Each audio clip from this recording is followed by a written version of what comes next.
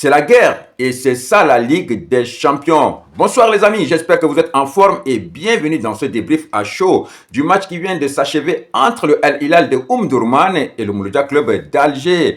Le Mouloudia Club d'Alger qui entrait en lice cet après-midi du côté de Kigali face aux Soudanais. Premier match de la phase des poules de Ligue des Champions du club algérois. Alors, ils sont tombés à Kigali. Les Mouloudiens ont été battus 2-1 par une équipe vraiment physique, une équipe de Al Hilal et d'Omdurman. C'est une équipe qui a de l'expérience. La question que je me pose, pourquoi est-ce que les Mouloudiens n'ont pas joué en première mi-temps? En première mi-temps, je n'ai pas reconnu l'équipe du Mouloudia. Ils étaient attentistes, ils ne se sont pas livrés et ils ont laissé la possibilité à cette équipe-là de Omdurman, le Al Hilal, de faire le jeu. Ce qui est sûr, c'était une équipe qui est très physique. Les joueurs étaient véloces, les joueurs étaient rapide. L'équipe de Al Hilal ne s'est même pas posé de questions. Ils ont procédé directement à un jeu vertical. Franchement, ils ont utilisé la profondeur. Ils avaient des joueurs qui partaient très vite. Ils avaient des très bons ailiers. Deux ailiers qui partaient comme des flèches. Il s'agit de Koulibaly et de Jean-Claude. Jean-Claude à gauche, Koulibaly à droite. Et ils avaient des milieux de terrain qui étaient colosses physiquement. C'était une équipe qui était au top. Ils n'ont même pas cherché à construire le jeu. Ils ont cherché automatiquement la profondeur en utilisant la course, la pointe de vitesse de leur attaquant.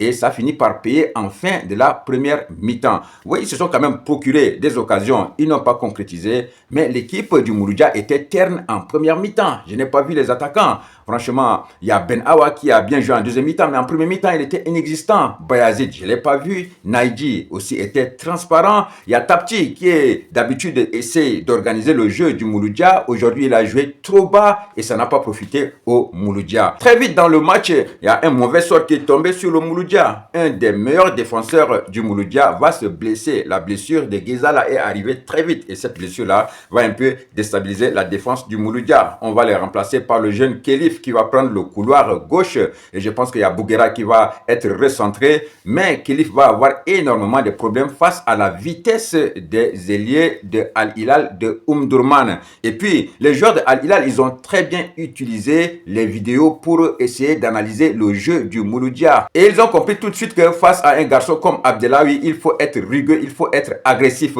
Donc aujourd'hui, ils n'ont pas fait de cadeau à Abdellaoui, c'est les attaquants qui jouaient dur sur le défenseur du Mouloudia et ils n'ont pas laissé le temps de s'exprimer.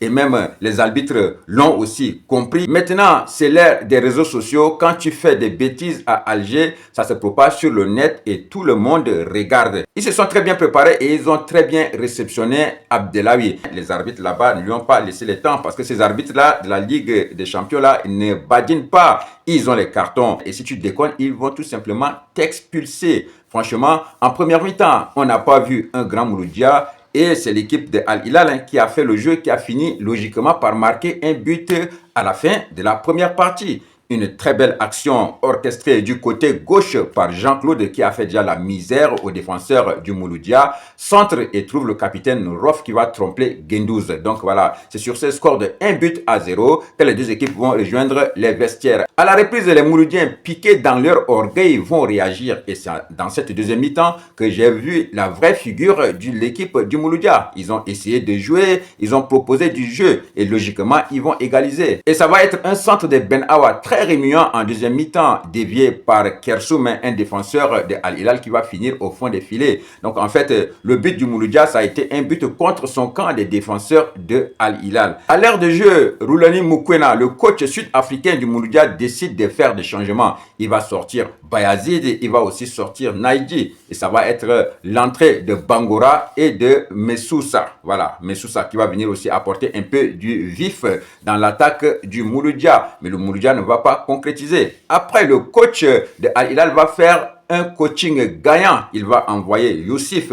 Dès que Youssif entre sur une action qui est savamment orchestrée par l'équipe de Al Hilal sur le côté droit, ce but il est très beau, franchement. Un débordement, ils éliminent tous les défenseurs et la passe en retrait, mais c'est une galette pour Youssif qui va ajuster le gardien Guendouzi pour marquer le deuxième but. Après, il y aura une expulsion du côté de Al Hilal de Omdurman, mais le Mouloudia ne va pas en profiter. La fin du match a été très tendue entre les deux équipes. Franchement, ça bougeait sur la main courante, mais finalement, le Mouloudia ne va pas réussir à égaliser. Et moi, je vais dire tout simplement que c'est une équipe de Al Hilal qui est très expérimentée parce que l'année dernière, ils ont réussi à battre déjà le Mouloudia à Alger. Cette fois-ci, ils l'ont fait, mais du côté de Kigali. Et puis, imaginez, sur les 7 minutes d'arrêt de jeu, ils ont réussi à bouffer 3 minutes. C'est ça l'expérience aussi. Donc, vraiment, ils avaient une avance sur le Mouloudia Club d'Alger. Et moi, je dirais que si ce soir, le Mouloudia n'a pas été avantagé, c'est parce que le Mouloudia, il bénéficie beaucoup d'un arbitrage clément à Alger. Il ne savent pas les arranger en Ligue des Champions. Parce qu'en première mi-temps, beaucoup de joueurs du Mouloudia simulaient des fautes, mais l'arbitre laissait le jeu continuer. Il ne sifflait pas forcément. Donc voilà, ils doivent comprendre dès maintenant que là-bas, c'est une bataille d'hommes. Il faut résister, il faut aller au combat et il ne faut pas faire le malin. C'est ça le haut niveau, c'est ça la Ligue des Champions.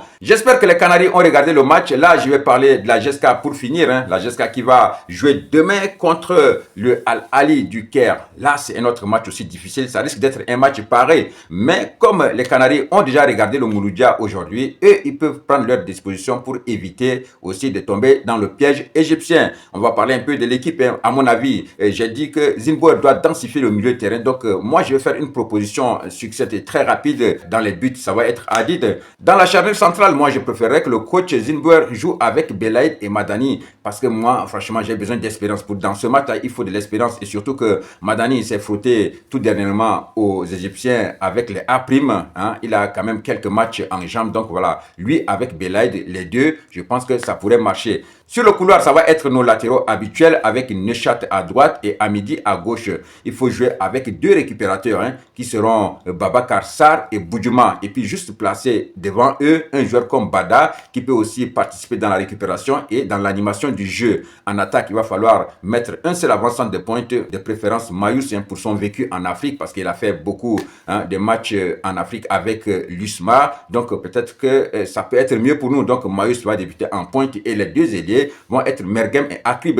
Et les deux ailiers seront instruits à entrer de temps en temps dans le milieu de terrain pour densifier le milieu de terrain et pour travailler aussi dans la récupération. Et puis après, ils devront exploser. Donc je pense que c'est avec cette composition-là que Zinboer peut contrer l'équipe du El Ali. Et puis dehors, il y aura encore du matos, parce qu'il y aura Lamri qui va être sur le banc, il y aura Boudebouz, il y aura aussi Messaoudi. Et des jeunes aussi qui peuvent faire leur entrée à tout moment. Donc j'espère qu'avec cette équipe-là, la GSK peut tenir et peut ramener un résultat positif du Caire. Les amis, j'espère que vous avez apprécié le débrief à chaud du match du Mouloudia et aussi cette proposition de classement pour le match de demain contre le Al-Ali de l'équipe de la jeunesse sportive de Kabylie. Et demain, on se retrouve pour le big match entre le Al-Ali et la jeunesse sportive de Kabylie. Bonne soirée à tous. Big up!